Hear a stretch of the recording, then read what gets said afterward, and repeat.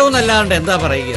എന്താ പറ്റിയ ചേട്ടാ? ഈ മുടിഞ്ഞ ഹർത്താല് കാരണം എന്റെ 3 പരിപാടിയാ മുടങ്ങി. ചേട്ടനൊന്ന് വിളിച്ചു പറയാറുന്നില്ലേ? കാക്കര, പോഞ്ഞിക്കര, കവണാറ്റുംകര. ഓ, അവരോട് ഞാൻ എന്ത് സമാധാനം പറയും? ചേട്ടനൊന്ന് വിളിച്ചു പറഞ്ഞ കാര്യം നടക്കുവോ? ഒരു വാഹനം കിട്ടാനാണെങ്കിൽ യാതൊരു മാർഗവും ഇല്ല. എല്ലാം കൂടി ഇവിടെ ചെയ്താ പോരെ? ഇവിടെ ചെയ്താ അവിടെ ഫലം കിട്ടുവോ? ഈ മാസം ഇത് എത്രാമത്തെ ഹർത്താൽ? രാമേട്ടാ, ഈ ഹർത്താലിന് പ്രത്യേകിച്ച് കാരണമൊന്നും വേണ്ട. കഷ്ടം. ഇങ്ങനെ പോയാൽ നമ്മുടെ കേരളം ഒരു ഭ്രാന്താലയായിട്ട് മാറൂട്ടോ. അതേ വീരാനിക്ക വരുന്നുണ്ട്.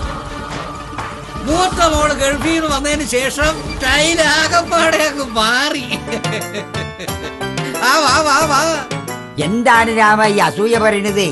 നമ്മളൊക്കെ ഒന്ന് മിനിക്ക് നടക്കട്ടോ. നടന്നു. പിന്നെ എന്തൊക്കെയുണ്ട് പുതിയ വിഷയങ്ങള്? അല്ല വീരാനിക്ക, പണ്ട് ഈ ഹർത്താലല്ലായിരുന്നോ ബന്ധുരൂപത്തിൽ വന്നിരുന്നത്? ആദ്യം ഇപ്പൊ പറഞ്ഞിട്ട് എന്താ കാര്യം? ബന്ധു കോടതി അങ്ങ് നിരോധിച്ചപ്പോ ആ സാധനം തന്നെയാണ് ഹർത്താലായിട്ട് വന്നത്. ചെമ്മീനും മാങ്ങയും ചെമ്മീനും കണ്ടു തിരക്കറി കറി ഒന്ന് തന്നെ. എന്ത് പറയാനാ ബിരിയാണിക്ക? ഇവിടെ ഹർത്താലുകാരൊക്കെ അടിച്ചു പൊളിക്കാന്നാ കേട്ടത്.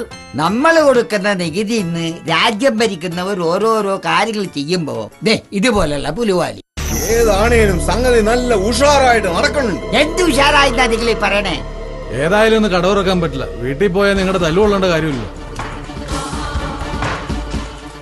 ഞങ്ങൾ നേടിയിട്ടുള്ളതെല്ലാം കഷ്ടപ്പെട്ടും ബുദ്ധിമുട്ടിയുമാണ്. ഗാന്ധി എന്താ പറഞ്ഞിരിക്കുന്നത്?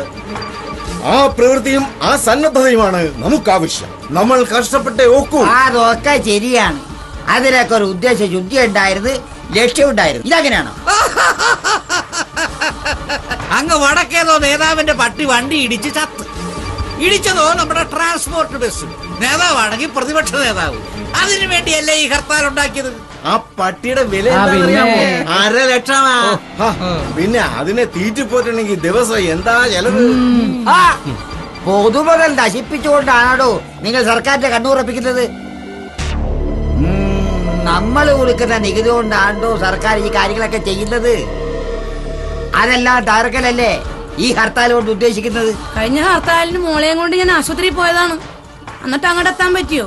തിരികെ പോരേണ്ടി വന്നു ഈ മുടിഞ്ഞ ഹർത്താൽ കാരണം. കഷ്ടപ്പാടും ബുദ്ധിമുട്ടും എന്താണെന്ന് ഈ ജനങ്ങൾ അറിയണം. ഈ നിരത്തിലൂടെ ഒറ്റ വണ്ടിയും ഓടരുത്. എല്ലാം തടഞ്ഞേക്കണം.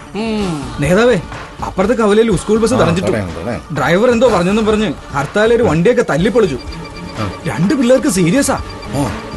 അയ്യോ, എന്നാ ഞാനൊന്ന് പോട്ടെ. ഇവരെന്തിനാ പള്ളിക്കൂടത്തിൽ പോകുന്ന കുട്ടികളുടെ ബസ് തടയുന്നത്? ആ കുട്ടികൾ എന്താ അപരാധം ചെയ്തത്? ഇന്ന് ഇവിടെ ആരും സ്കൂളിൽ പോകണ്ട. സ്കൂൾ അടച്ചിട്ടാലേ ആ ഹർത്താലിന്റെ ഭാഗമാകൂ. എങ്കിലേ അതൊരു വിജയമാകും. ചോദിക്ക്. അല്ല നേതാവ്, ഞാനത് ചോദിക്കട്ടെ.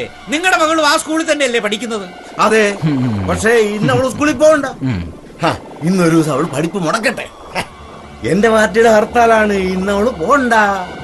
നേതാവേ, നിങ്ങളുടെ കുട്ടിക്കാ സീരിയസ് എന്ന് കേട്ടത്.